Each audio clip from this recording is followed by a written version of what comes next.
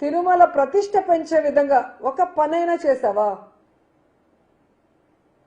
లడ్డూ గురించి చంద్రబాబు నాయుడు అంత నీచంగా మాట్లాడుతుంటే, పవన్ కళ్యాణ్ అంత నీచంగా మాట్లాడుతుంటే, ఒక చైర్మన్ గా ఉండి నువ్వు దాని మీద స్పందించి ఇది తప్పు జరగలేదు, జరగని దాన్ని జరిగినట్టు మీరు ఎలా చెప్తారు? మీ దగ్గర ఏం ప్రూఫ్స్ ఉన్నాయి? ఏం శాంపుల్స్ ఉన్నాయి? ఏ ఇంటెలిజెన్స్ రిపోర్ట్ ఉంది? ఏ ల్యాబ్ రిపోర్ట్ ఉందని అడగాల్సింది పోయి పట్టించుకో. కానీ హెరిటేజ్ ఒక మాట అనగానే ఏ విధంగా లేచి నించొని మాట్లాడుతున్నావో అందరూ గమనిస్తున్నారు.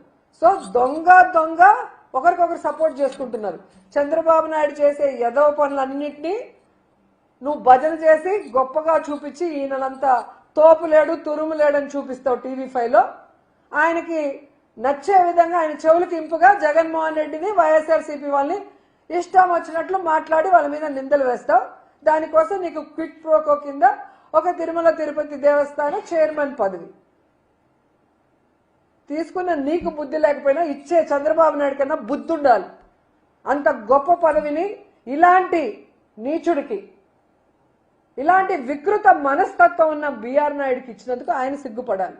ఇప్పటికైనా అతన్ని ఆ పదవి నుంచి దించి తిరుమల ప్రతిష్టని కాపాడండి. ఎందుకంటే ఈరోజు బిఆర్ నాయుడు అంటున్నాడు, ఎవడు పడితే వాడు రిజైన్ చేయంటే నేను ఎందుకు చేయాలా? ఎవడబ్బ సొమ్ము?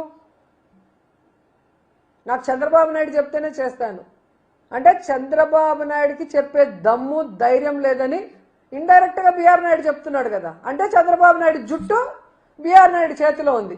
కాబట్టి బిఆర్ నాయుడు ఎన్ని ఎదవ మాటలు మాట్లాడినా, ఎన్ని ఎదవ పనులు చేసినా, ఇలాంటి వీడియోలు ఎన్ని వచ్చినా రిజైన్ చేయమని అడగడు అనేది బిఆర్ నాయుడు గారి కాన్ఫిడెన్స్ అనుకుంటా. ఇంతవరకు చంద్రబాబు నాయుడు కానీ పవన్ కళ్యాణ్ కానీ ఈ బిఆర్ నాయుడు విషయం మీద మాట్లాడకపోవడం చూస్తేనే మీకు అర్థమైపోతుంది. ఎందుకంటే తిరుమల మీద తన రాజకీయ లబ్ధి కోసం, డైవర్షన్ పాలిటిక్స్ కోసం జగనన్న మీద దుమ్మెత్తి పోసే విధంగా లడ్డూ ఇష్యూని ఎంత నీచంగా మాట్లాడారో మనం అందరం కూడా చూసాం. కానీ ఈరోజు బిఆర్ నాయుడు వీడియోలు బయటకు వస్తే సనాతన యోధుడు పవన్ కళ్యాణ్ నోట్లోంచి మాటలు రావు, చంద్రబాబు నాయుడు నోట్లోంచి కూడా మాటలు రావు. మరి పనున్నా పని లేకపోయినా హైదరాబాద్లో అయినా కూర్చొని కోవిడ్లో కూడా జూమ్లో ప్రెస్ మీట్లు ఇచ్చిన వాళ్ళకి ఈరోజు ప్రెస్ మీట్లు ఇవ్వడం చేత కాలేదా? ఇస్తే బిఆర్ నాయుడు చేతిలో వాళ్ళకి పులి స్టాప్ పడుతుందన్న భయమని నేను అడుగుతున్నాను. ఎందుకు పవన్ కళ్యాణ్ అడుగుతున్నానంటే లడ్డూలో కొవ్వు కలవకపోయినా, జంతు కొవ్వు, ఫిష్ ఆయిల్, పంది కొవ్వు కలకపోయినా చంద్రబాబు నాయుడు చెప్పిన అబద్ధాన్ని నిజం చేయటం కోసం తిరుపతిలో మీటింగ్ పెట్టి కాషాయ డ్రెస్ వేసుకొని ఎంత ఓవర్ యాక్షన్ చేశాడో మనం చూసాం. ఈరోజు నేను సూటిగా పవన్ కళ్యాణ్ గారిని అడుగుతున్నాను, మీరు సనాతన యోధులైతే, మీరు హిందూ ధర్మాన్ని పరిరక్షించే వాళ్ళైతే మరి బిఆర్ నాయుడు లాంటి విలువలు లేని వ్యక్తిని ఇంకా ఎందుకు పెట్టారు? అతనితో ఎందుకు రాజీనామా చేయించలేదు అని అడుగుతున్నా. మీ పార్టీలో ఎమ్మెల్యే పదవిని అడ్డం పెట్టుకొని అసెంబ్లీలో నుంచి రాసలీలలు చేస్తాడు, అమ్మాయిని హెరాస్ చేస్తాడు, భయపెడతాడు. అన్ని దొరికినా కూడా మీరు ఎటువంటి కేసు పెట్టించరు. రిటర్న్ గా అమ్మాయి మీద కేసు పెట్టించే గొప్ప వాళ్ళు మీరు. అంటే మీకు ఆడవాళ్ళంటే గౌరవం లేదు, భగవంతుడంటే భయం భక్తి లేదు, చట్టాలంటే చాలా చులకన మీకు. లేకపోతే మీరు చేస్తున్న పనులేంటి, మీరు మాట్లాడే మాటలేంటి? అసలు బిఆర్ నాయుడుని వెంటనే తిరుమల తిరుపతి చైర్మన్ గా సస్పెండ్ చేయాలి. దీనికి బీజేపీ వాళ్ళు, హిందూ సంఘాలు, ధార్మిక సంఘాలు అన్నీ కూడా ఇలాంటి అనైతిక వ్యక్తిని కొనసాగించడం కుదరదు అని చెప్పి మాట్లాడాలని కూడా డిమాండ్ చేస్తున్నా. ఎందుకంటే మొన్న ఎక్కడో విజయవాడలో మీటింగ్ పెట్టినట్టున్నారు, మీటింగ్ పెట్టుకొని మాట్లాడుకున్నారు కదా. మరి ఇలాంటి విషయాల మీద మీటింగ్ మాట్లాడండి. బిఆర్ నాయుడు వచ్చిన రోజు నుంచి ఈ రోజు వరకు తిరుమల పవిత్రతను దిగజార్చే కార్యక్రమాలు ఎన్ని జరిగాయి? ముఖ్యంగా ఈ ఇందులేఖ గారి లెటరు, వీడియోల గురించి విచారణ జరిపించండి, డిస్కస్ చేసి దీని మీద వెంటనే యాక్షన్ తీసుకోండి. లేకపోతే హిందూ ధర్మాన్ని చూసి అందరూ కూడా నవ్వే పరిస్థితి వస్తుంది. మన దేవుణ్ణి మన ధర్మాన్ని కాపాడుకోవాల్సిన బాధ్యత మనకుంది.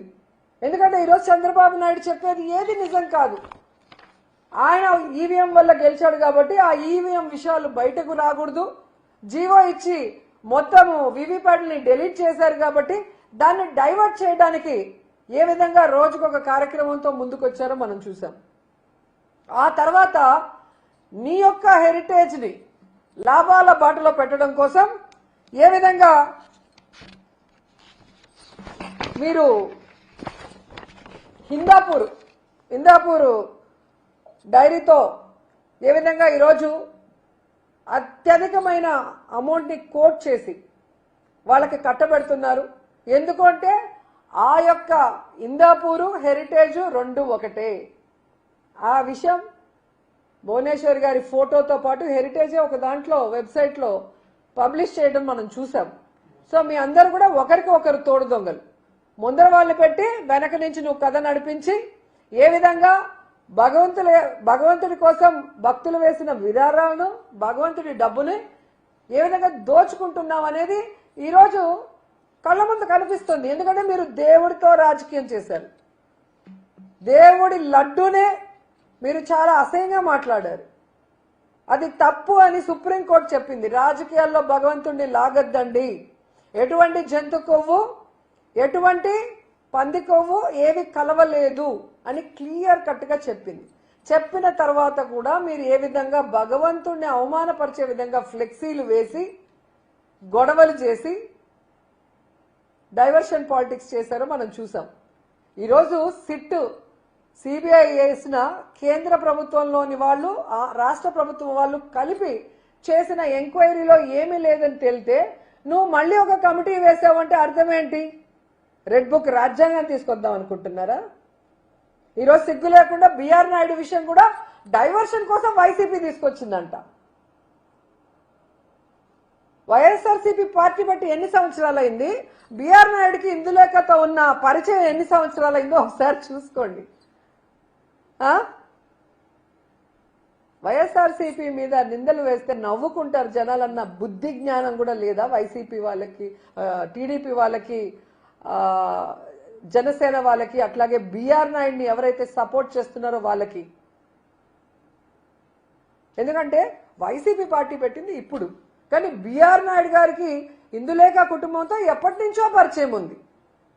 అలాగే ఇందులేఖ గారు బిఆర్ నాయుడు గారి టార్చర్ భరించలేక చంద్రబాబు నాయుడుకి, లోకేష్కి లెటర్ రాసింది 2019లో.